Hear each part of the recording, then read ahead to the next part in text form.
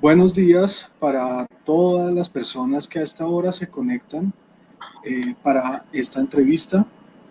Todos los viernes tenemos esta sesión de la Fundación Paz y Reconciliación. Hoy tenemos el gusto de presentarles como invitada especial a la representante María José Pizarro. María José Pizarro es co-presidenta de la Comisión de Paz y miembro del partido Coalición Decentes. Buenos días, representante María José. Muy buenos días, ¿cómo están? Un agradecimiento a ti y a Pares por haberme invitado a este foro y bueno, a todas las personas que se conectan en las redes sociales, un gran saludo. Muchas gracias. Bueno, tenemos varios temas para conversar en esta sesión. Vamos con el primero. En estos días hemos venido presenciando de una manera preocupante cómo se ha empinado la curva en Colombia de contagios, la curva de fallecidos de la pandemia COVID-19. La reacción que ha tenido el gobierno nacional y los gobiernos locales frente a esta emergencia y frente a esta situación tan grave, en muchos casos ha producido bastantes polémicas. El primer tema que me gustaría hablar con la representante María José es acerca de una propuesta de la cual ella es líder, o una propuesta que está siendo liderada por un sector político en el Congreso y por un sector político nacional, que es el tema de la renta básica. El gobierno nacional en estos días dijo que va a haber un ingreso solidario para 3 millones de familias. Ese ingreso solidario, dice el gobierno, representa 160.000 pesos mensuales para una cantidad de personas y de familias que están inscritas en unos programas del gobierno nacional. La renta básica, al parecer, no es ingreso solidario, es otra cosa, es otra propuesta. Y representante María José, ¿qué es la renta básica y por qué la renta básica no es el ingreso solidario que ha diseñado y que está ejecutando el gobierno nacional? Pues bueno, lo primero es explicar en términos monetarios en qué se basa la diferencia. El ingreso solidario, en mi criterio, es una ayuda, pero una ayuda paupérrima, es decir, no alcanza ni para lo mínimo. Las personas que viven en condición de vulnerabilidad obviamente agradecen estos 160.000 pesos, que además aún hay dudas sobre si son mensuales o bimensuales. Sí, hay un plazo ahí que está por definirse, pero en todo caso, pongamos que es un ingreso mensual, no alcanza realmente para que las poblaciones más vulnerables, además aquellas que están ya definidas dentro del sistema de información del SISBEN, y que pueden acceder a otro tipo de ayudas, es decir, no es para SISBEN en general, no es obligatoriamente para las categorías 3, 4, sino es para unas categorías en específico del SISBEN que pueden acceder, pues digamos, a este mínimo que básicamente no alcanza para pagar servicios, para pagar arriendo, para pagar comida, para pagar, por ejemplo, el Internet hoy que es tan importante, en fin, pues,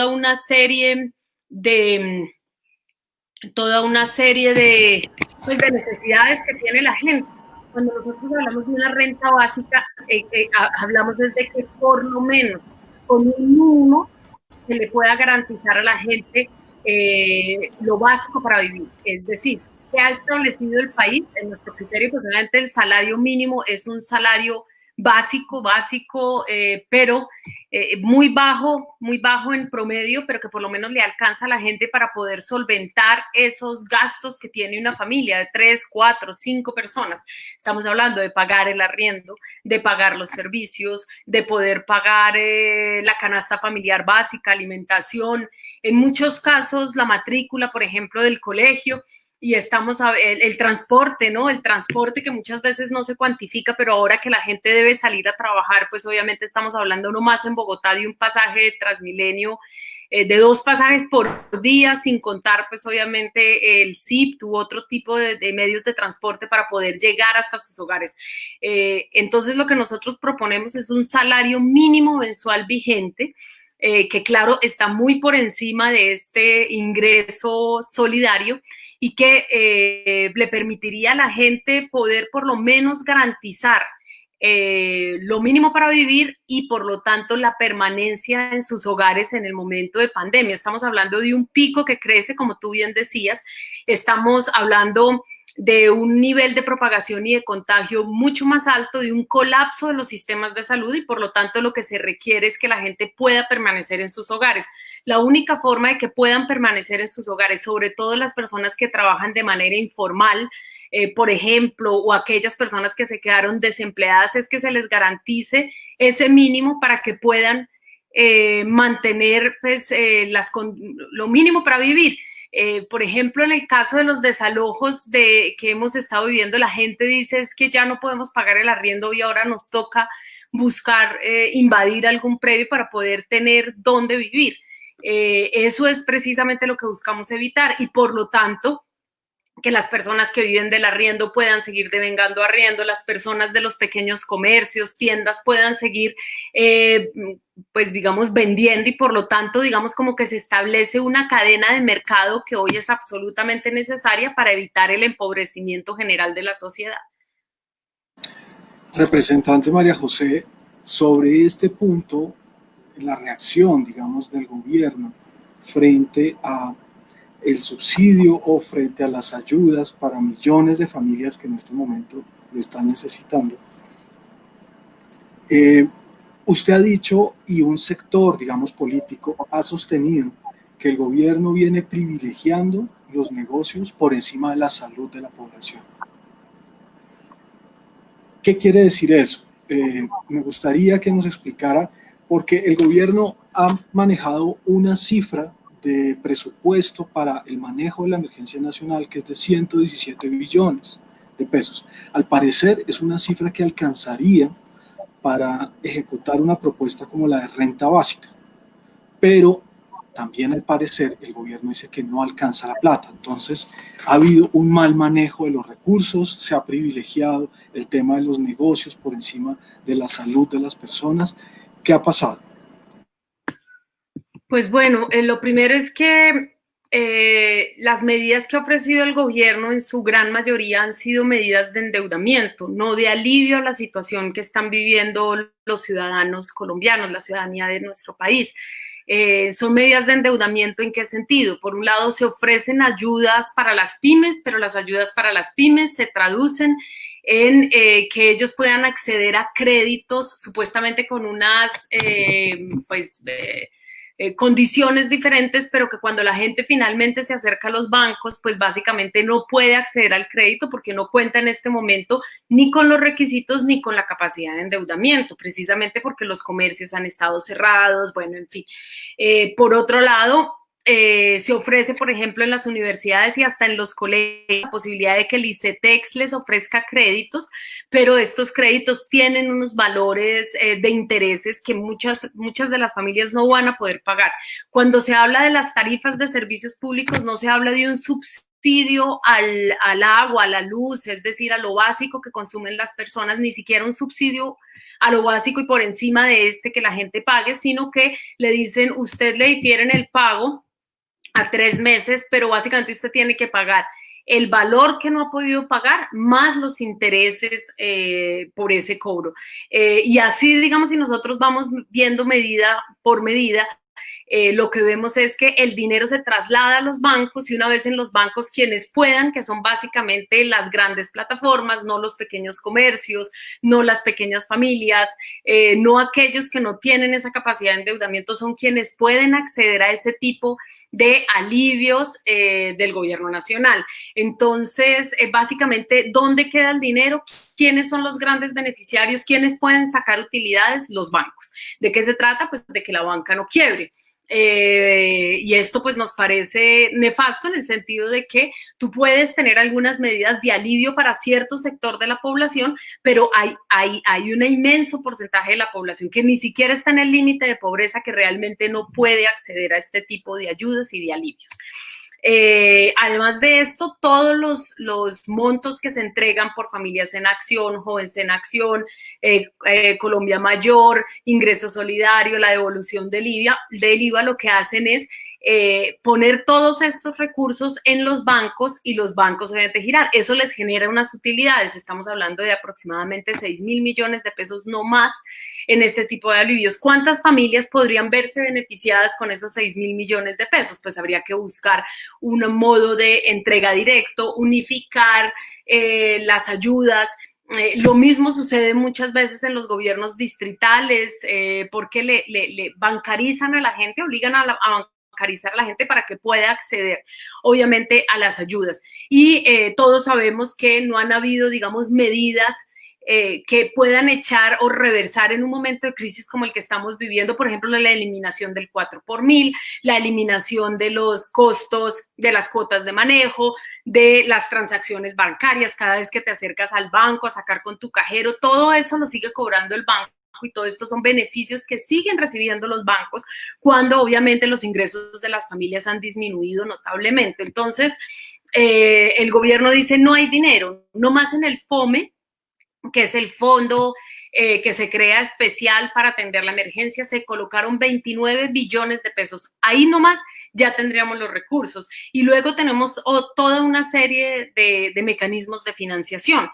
Voy a decir, por ejemplo, si nosotros lográsemos establecer un tributo, un impuesto que paguen los mega ricos en el país, no las personas jurídicas, sino las personas naturales que tienen patrimonios por encima de los 3.000 millones de pesos o 4.000 millones de pesos. En fin, ese impuesto podría ir obviamente a beneficiar la renta básica. Si nosotros hablamos, por ejemplo, de los impuestos que ya se están cobrando a los altos funcionarios, altos salarios del Estado, sobre el 15 y el 10%, también allí tendríamos una fuente de financiación directa. Si nosotros unificamos todos los mecanismos estos de ayudas como ingreso solidario, los que ya acabé de enumerar hace algún momento, y los ponemos en una sola ayuda, también generamos, optimizamos más bien los costos financieros y los costos administrativos, porque obviamente cada uno de estos desembolsos genera pues un costo, sí, no es un costo, sino es obviamente pues unos trámites administrativos que podríamos además simplificar muchísimo. Si además nosotros utilizáramos, por ejemplo, una medida que ya de entrada ayudaría para beneficiar no solamente la renta básica, sino, por ejemplo, alivios a las pymes reales, a las mini pymes y pymes, entonces, por ejemplo, ¿qué es? Solicitar la moratoria de la deuda externa. La moratoria de la deuda externa tiene dos componentes. Por un lado, que se establezca un plazo basados en la emergencia. Esto lo contemplan ya, obviamente, el tipo de crédito que otorgan los bancos internacionales, y es que en causas de crisis humanitaria no hemos vivido una como esta en toda la historia, por lo menos reciente de la humanidad, desde la fiebre española, desde la gripe española, perdón. Y entonces en 1 año o 2 años retomamos el pago, pero solicitamos una auditoría, la moratoria a la deuda externa. Esto quiere decir que se audita para saber si efectivamente los recursos de la deuda externa se fueron para pagar y para atender, pues obviamente, los compromisos que tiene el Estado con la ciudadanía. Todo esto lo hacemos y otras fuentes de financiación que también existen. Nosotros podríamos fácilmente solventar una renta básica que realmente alivia a la gente, impida que salgan a la calle y por lo tanto disminuimos de manera significativa el nivel de propagación y de contagio del virus.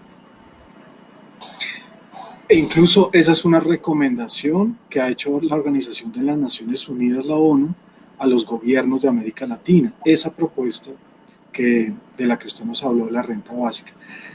Digamos que esa parte de la ejecución presupuestal del gobierno, al parecer, en esa parte, la gente o los ciudadanos vamos perdiendo el partido.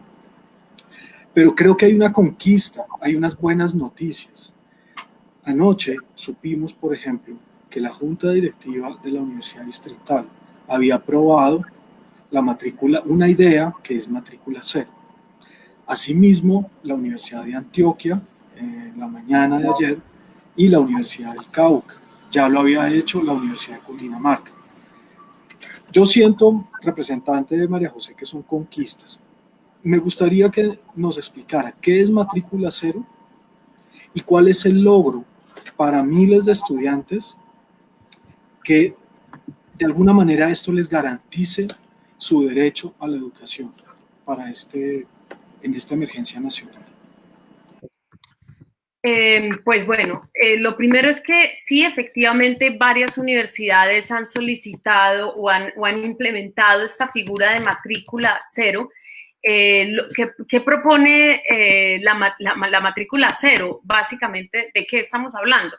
Bueno, estamos hablando de la posibilidad de que los estudiantes que están en las universidades, en las instituciones públicas de educación superior, puedan no pagar durante este semestre la matrícula. Y esto pues obviamente beneficia sobre todo a los estratos 1, 2 y 3, que son pues de manera mayoritaria los que están en las universidades públicas.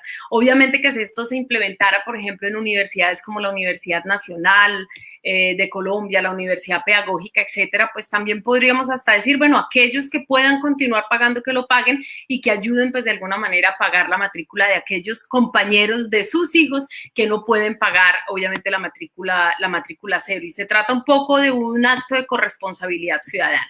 Pero lo que se busca es, pues digamos, teniendo en cuenta además que las universidades ya tienen un déficit, las instituciones de educación superior tienen un déficit estructural desde 1990 y que por lo tanto esta medida y la situación que estamos viviendo pone aún más en crisis la financiación de las universidades, pero también que el nivel de deserción puede ser absolutamente alto y por lo tanto las esperanzas de un futuro distinto de miles de jóvenes en nuestro país, pues lo que se busca es promover este tipo de medida que permita, por un lado, mantener a los jóvenes en las universidades, que no rompan esa aspiración y ese derecho fundamental al que tienen los jóvenes y por lo tanto también unas garantías laborales en el futuro, la posibilidad de cotizar, en fin, o sea, yo creo que tenemos que verlo en su integralidad. Entonces, lo que buscamos es que a través de este tipo de medidas ellos puedan permanecer y pues obviamente garantizar pues ese mínimo a la juventud. Ahora, hay mecanismos de financiación o más o menos cómo lo hizo. Por ejemplo, tú nombrabas la Universidad de Cundinamarca. ¿Qué hizo la Universidad de Cundinamarca? La gobernación departamental, de la mano con el gobierno nacional y con la Universidad de Cundinamarca, destinaron lo que valía la matrícula. Estamos hablando de 11.632 millones de pesos, un valor que corresponde al 100% de las matrículas de la Universidad de Cundinamarca para el segundo semestre de 2020. Y estamos hablando de 12.742 alumnos en la Universidad de Cundinamarca. Entonces, ¿cómo se fijó? Se fijó por porcentajes. Por un lado, la gobernación coloca el 54%, el Ministerio de Educación el 35% y el 11% la universidad. ¿Esto con qué? Pues con el fin de no desfinanciar a la universidad pública o de desfinanciarla lo menos posible. Lo mismo sucede, por ejemplo, con la Universidad del Cauca. Por ejemplo, estamos hablando de que más o menos 9.000 estudiantes estarían en la Universidad del Cauca. Esto quiere decir que también, y ellos, según entiendo, y pues habría que revisar porque apenas lo hicieron anoche, si, por ejemplo, la universidad asumió total el costo y cuáles fueron los porcentajes que se asumieron por parte del gobierno nacional y por parte del gobierno departamental. En el caso, pues obviamente, de la universidad, como te digo, sucedió anoche. A mí me falta como revisar muy bien el decreto que que pues avala el mecanismo, la decisión frente a la cual pues se da la gratuidad para la matrícula cero en la universidad distrital, pero sabemos que es posible. Sabemos que además debe ser una medida que se implemente en todas las instituciones de educación superior y casi que me atrevería a hacer la misma solicitud para los estudiantes de ser Pilopaga que están en las universidades privadas. Ahí nos damos cuenta de lo nefasto del programa Generación E y de lo nefasto del programa del ser Pilopaga. ¿Por qué? Porque muchos de estos estudiantes, estamos hablando casi que del 70% de estos estudiantes, entraron a las universidades privadas, a las cuales, por ejemplo, la matrícula de la Universidad de los Andes tiene casi que un 70% de sus matrículas son Generación E y son ser Pilopaga. Quiero decir que estos estudiantes no van a poder acceder a estos beneficios que puedan otorgar las universidades públicas, y en cambio ellos sí van a tener que seguir endeudándose con el ICETEX para poder pagar a quienes, pues la matrícula de las universidades privadas. Esto quiere decir que tiene que ser una medida que de alguna manera se implemente en las universidades privadas para los estudiantes que tienen y que hacen parte de este tipo de programas que vienen de los estratos 1, 2 y 3, pero que además son los jóvenes, en teoría, con mejores niveles académicos y que por lo tanto pudieron acceder a este tipo de beneficios. Entonces aquí se trata de otorgarle garantías y de otorgarles beneficios a todos los estudiantes más vulnerables, estén en las universidades privadas o estén en las universidades públicas, pero también reevaluar de entrada este tipo de programas, porque sabemos que en crisis como las que vivimos no hay posibilidad de beneficiarlos, a no ser de que sea un acto de voluntad por parte o del gobierno nacional, que no la tiene, o por parte de las universidades privadas que pues no tienen un compromiso porque no son públicas. Entonces, ahí hay un alivio para miles de familias con el tema de la matrícula de los estudiantes y las estudiantes. ¿Qué va a pasar o qué pasa, representante María José, con una propuesta que se hizo hace unos meses y que no se ha podido, digamos, echar a andar, que es sobre el tema de servicios públicos, sobre el tema de arriendos para las familias que en este momento la están pasando muy mal, que son cada vez más y más familias en Colombia? Se echó en saco roto esa propuesta, el gobierno nacional la echó en saco roto. ¿Se va a seguir luchando porque esa propuesta se haga efectiva? Pues nosotros vamos a seguir insistiendo en las medidas que le habíamos propuesto en su momento al gobierno nacional. Nosotros presentamos, por ejemplo, desde los sectores alternativos, más de 40 propuestas, yo creo que muchísimo más de 40 propuestas, ninguna fue acogida por el gobierno nacional, y si alguna fue acogida de manera muy parcial. Nosotros vamos a seguir insistiendo, y precisamente el reclamo que nosotros hacemos en el legislativo es que nosotros nos concentremos de manera prioritaria no en sacar cualquier proyecto de ley, es que nos concentremos en los proyectos de ley que pueden beneficiar a la ciudadanía en el marco de la pandemia. Hoy se trata también de que el Congreso actúe con responsabilidad, y si el Ejecutivo no saca adelante iniciativas, lo puede hacer el Ejecutivo priorizando las medidas, priorizando los proyectos de ley y los debates de control político que tienen que ver con la pandemia, con la crisis económica y la crisis sanitaria que está viviendo el país. Ese es el papel que debe cumplir el Congreso de la República hoy, y presionar a través de un legislativo comprometido con los ciudadanos, que es el sentido, por eso somos una democracia representativa, porque quienes están ahí no representan a los grandes intereses, sino representan territorios y representan ciudadanos del país que hoy están en una situación dramática, que los niveles de pobreza van a aumentar y que la población absolutamente vulnerable, es decir, los más pobres, ya no van a ser, digamos, un porcentaje, ese porcentaje se va a ampliar muchísimo después de esta crisis. Entonces, nosotros estamos llamando a la responsabilidad en todos los sentidos,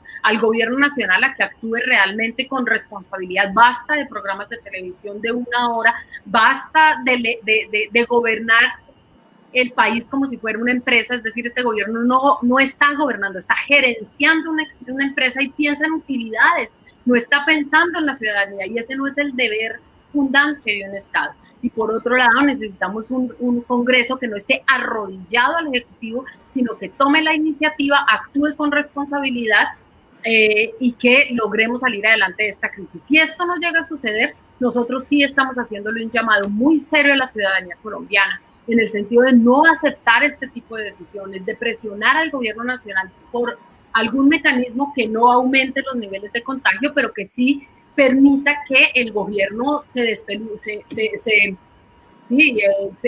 ponga las pilas, actúe con responsabilidad, defienda a sus ciudadanos y luego ya veremos cómo son las utilidades del mercado. Pero por ahora, se trata en primer lugar de la vida de la gente.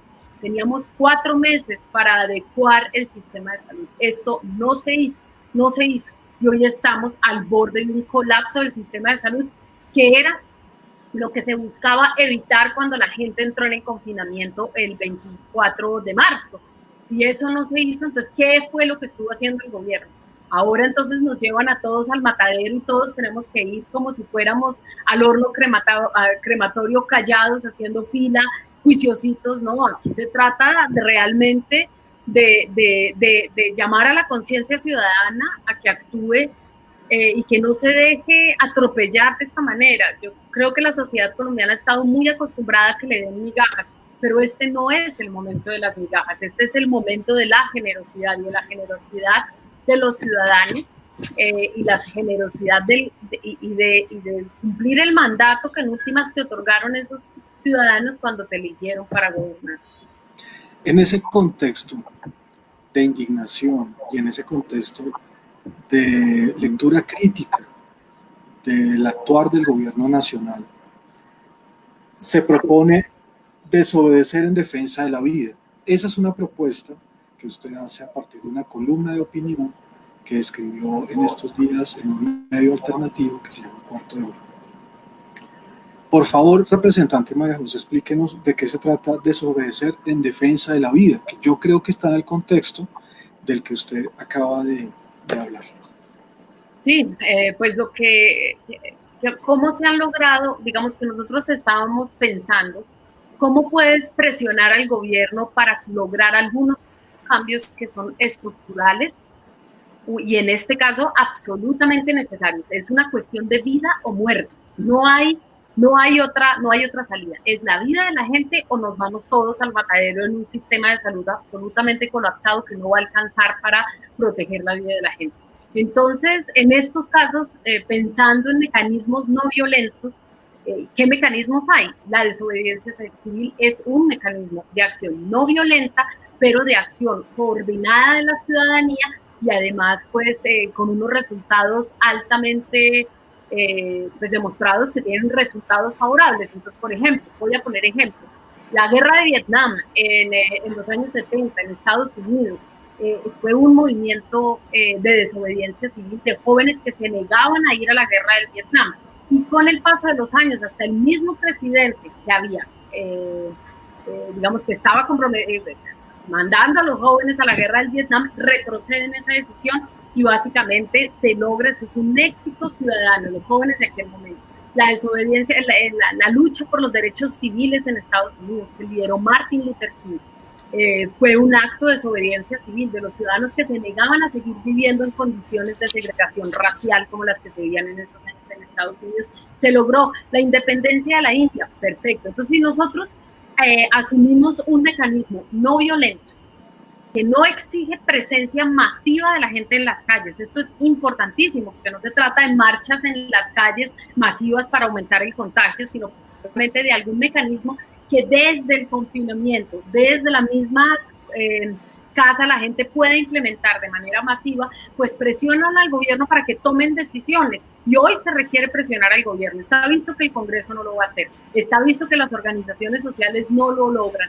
Está visto que la presión internacional tampoco, porque todo el mundo está en crisis. Entonces se trata de apelar a la conciencia ciudadana, a la acción coordinada, a través de un mecanismo democrático que realmente puede ejercer presión. Yo creo que hoy las familias no están en condiciones de pagar los servicios públicos, de pagar los arriendos, de acceder a la canasta básica, millones de personas en nuestro país realmente están pasando por una situación dramática y las mismas pymes tampoco no pueden con los trámites burocráticos administrativos, no pueden acceder a los créditos. Entonces, ¿cuál es el destino de la sociedad trabajadora, honesta, esforzada, que sacó con todo el trabajo de la vida una miscelánea, una tienda, un pequeño restaurante, para poder salir adelante y cambiar pues su dinámica de vida. Los mismos campesinos no pueden vender sus cosechas, entonces se trata además de un mecanismo solidario con aquellos que nada tienen. De eso básicamente se trata la desobediencia civil. Tiene que nacer de la coordinación ciudadana, porque tenemos que ponernos de acuerdo en qué, cómo vamos a presionar al gobierno. Pero la desobediencia civil permite proteger la vida de la gente, presionar al gobierno y lograr medidas concretas. ¿Como cuáles? Bueno, nosotros hemos propuesto algunas, pero las organizaciones sociales también, los estudiantes también, las comunidades indígenas también, los campesinos también. Entonces pongámonos de acuerdo. ¿Se está trabajando en eso, representante María José, con las organizaciones, con las agrupaciones ciudadanas, en estrategias concretas, coordinadas para manifestar indignación y resistencia?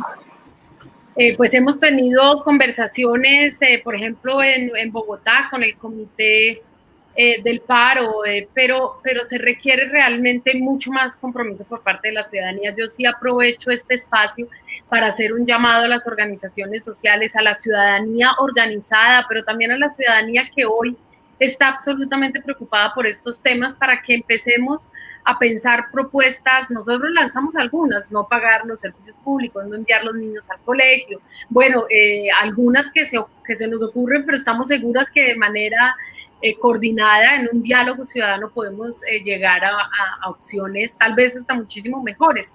Pero se trata aquí es de verdad de cuestionar a un gobierno que no ha actuado con responsabilidad, no ha actuado con empatía, no. Lo único que ha hecho es un programa de televisión, pues que le queda muy bien al señor presidente, ser moderador de estos conversatorios en la Plaza de Nariño, pero nosotros no queremos un gobernante encerrado, queremos un gobernante, y el gobernante tiene que gobernar para todos, no para los financiadores de su campaña. Sobre ese tema específicamente, representante María José, hay unas palabras suyas como que esta es una autoridad ilegítima, fratricida, y que hay una ilegitimidad de esta autoridad. Esa ilegitimidad está dada por el escándalo que está cargando en sus espaldas este gobierno, el presidente Iván Duque, de compra de votos y de fraude electoral, el escándalo de la ñeñe política. Frente a esa realidad, ¿cuál es la propuesta? ¿Cuál es la reacción de la bancada de la oposición en el Congreso y de los sectores de oposición del país? Pues mira, aquí pues obviamente empiezan a surgir diferencias en las opiniones, pero digamos yo voy a plantear un escenario en el que creo que mínimo todos debemos converger. Por un lado, la Colombia humana, en la segunda vuelta, es decir, quienes votaron por Gustavo Petro y Ángela María Robledo a la presidencia y vicepresidencia, que no todos eran militantes acérrimos de la Colombia humana. Estamos hablando de un sinfín de ciudadanos no organizados, de movimientos políticos diversos, de sectores de esos movimientos políticos que decidieron acompañar esta opción en segunda vuelta. Estamos hablando de poco más de 8 millones de votos. Por lo menos, esos 8 millones de personas que depositaron su voto libre y consciente, porque nosotros, libre e informado, además porque nosotros no compramos votos, este no es un mecanismo que utilicen los sectores alternativos. Pues básicamente estas 8 millones de personas que tienen familias, que tienen hijos, que a lo mejor no pudieron votar, estamos hablando de una población aún mayor, dicen ¿qué legitimidad? Cuestionamos la legitimidad del presidente. ¿Por qué? ¿Por qué la cuestionamos? Porque no estamos hablando de la compra de un voto, y así estuviéramos hablando de la compra de un voto comprado ya es ilegítimo, ya es ilegal, ya se viola el principio constitucional, se violan las normas electorales. Quiere decir que por la compra de un voto, tú como candidato ya deberías estar fuera de la contienda. La compra de un solo voto. Cuando escuchamos escándalos como el de la ñeñe política, el de Aida Merlano, escándalos como el que supimos del senador Pulgar, de que estamos hablando de que no es un voto, estamos hablando de miles de votos, de millones de votos tal vez, que son votos, no son libres, no son informados, son votos comprados. Y por lo tanto, allí hay una ilegitimidad. Cuando además se demuestra un fraude electoral a través del mecanismo electoral, del formulario 14, el formulario de 16, el escrutinio y del software, si nosotros analizamos todo esto, estamos hablando de que existieron, y en su momento lo denunciamos, serios vicios, serios irregularidades que no fueron investigadas ni por las autoridades electorales, no tenemos resultados en ese sentido, ni por la Fiscalía General de la Nación. La Fiscalía General de la Nación debería estar actuando con toda celeridad en el caso de la política de Aida Merlán, pero con toda celeridad. No hemos tenido respuestas, avanza de manera muy lenta estas investigaciones. Además, no tenemos certeza de que haya imparcialidad por parte del fiscal general de la Nación, que no solamente participó en la campaña del presidente Iván Duque, sino que además es su amigo cercano, íntimo de la de infancia. Entonces, no hay imparcialidad. Entonces, ahí es cuando nosotros afirmamos de manera certera, y yo creo que con todos los argumentos, que estamos ante un gobierno ilegítimo, ¿sí? Y fraudulento, ¿sí? Y que además es fratricida. ¿Por qué? Porque lleva a sus conciudadanos al matadero, como a través de las medidas que está tomando para mitigar la crisis del COVID. Si eso no cuestiona de manera amplia la legitimidad del gobierno nacional, entonces yo no entiendo qué lo puede cuestionar. No estoy de acuerdo con que nosotros digamos, bueno, es que yo creo que se compró un voto y un voto no lo hace ilegítimo. No, un solo voto hace ilegítima la elección de esa persona. Esa persona no tiene la legitimidad para estar en el gobierno nacional, y menos tomando las decisiones que está tomando en el marco de esta pandemia, que son absolutamente nefastas y que llevan a la matadero a millones de personas. Entonces, hoy más que nunca la democracia está en riesgo y hay que defenderla. Los sectores de oposición, hablando de la izquierda, hoy, como ciudadanos yo percibo unas divisiones en la izquierda o en los sectores de izquierda, en lo que uno podría pensar que es el centro político del país, donde hay personas o líderes como Sergio Fajardo. En la izquierda o centro-izquierda, digamos, en la izquierda, que hay unos sectores que están apoyando a un líder como Gustavo Petro, otros a un líder como Jorge Robledo, otros a un líder como Camilo Romero. Ahí, digamos, en esos carriles en los que uno ve la pista de la centro-izquierda y la izquierda política, ¿dónde se ubica María José Pizarro? Y esa es una pregunta, y me gustaría también que por favor nos explicara de qué manera podrían esos sectores o esa pista, de pronto los ciudadanos podríamos verla sin tantos carriles y de pronto sin tanta pugnacidad entre esos sectores, sino trabajando juntos por defender la democracia, que al parecer, como estamos de acuerdo, está en riesgo en Colombia. Bueno, lo primero es una postura ética, ¿sí? Vamos a decir, ¿dónde me paro yo? Me paro, ¿cómo me paro? Más bien, vamos a hablar cómo me paro en la tribuna, porque no soy yo quien está en la contienda. ¿Cómo me paro en la tribuna? Me paro sobre un principio, es que yo busco el cambio estructural de esta sociedad. No queremos paños de agua tibia, no queremos soluciones grises que realmente no implican una gran transformación de la sociedad, y por lo tanto yo me paro en el lugar de exigir un cambio estructural que nos saque de la guerra, que nos saque de la desigualdad histórica y que nos ponga a todos los ciudadanos, por lo menos, hablando de una nueva carrera, una carrera distinta a la que sería paralela, a todos los ciudadanos en un punto de partida en igualdad de condiciones. De ahí en adelante, el camino que cada uno quiera construir. Ahí me paro yo, ¿sí? Que tengo una conciencia de país, es decir, nacionalista. Yo busco el cambio de mi sociedad en primer lugar.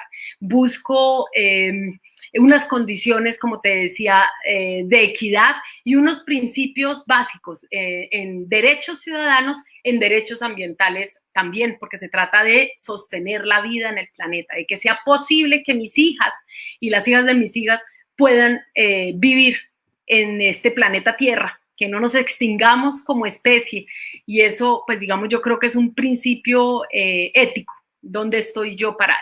Ahora, acompaño ya parada una vez en la tribuna, desde esos principios fundamentales, estos valores éticos, esta conciencia de María José Pizarro. En este momento le hago barra, vamos a decir, agito las banderas con Gustavo Petro. ¿Por qué? Porque creo que es la persona que propone un nuevo modelo de país, que se ha pensado ese modelo de país, que está proponiendo soluciones para ese modelo de país que se ha pensado. Es decir, se ha tomado durante 30 años el trabajo de estudiar, de pensar la sociedad colombiana, de pensar la sociedad global, el mundo, y de plantear un nuevo modelo para poder mantener, para poder existir como país en ese planeta, en unas condiciones de igualdad con otros países, en unas condiciones de igualdad regionales, con unos niveles de competitividad y velando obviamente por el bienestar de la ciudadanía y de la naturaleza. Entonces, agito las banderas de Gustavo Petro porque en mi criterio me propone eso y esas propuestas me convocan a mí como María José Pizarro.